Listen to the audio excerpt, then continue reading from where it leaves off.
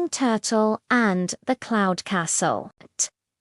Long, long ago, nestled at the edge of a great green forest, there was a quiet little pond.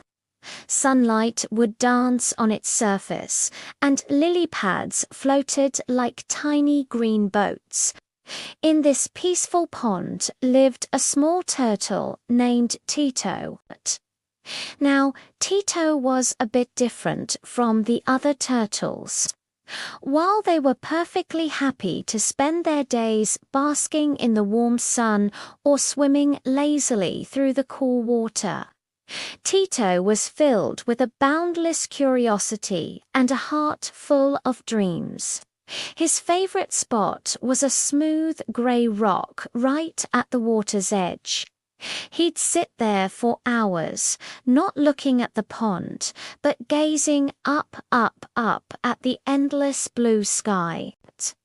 He watched the birds as they swooped and soared, their wings catching the wind with effortless grace.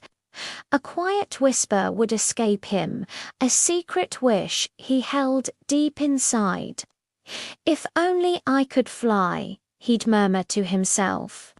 "If I could fly, I'd travel beyond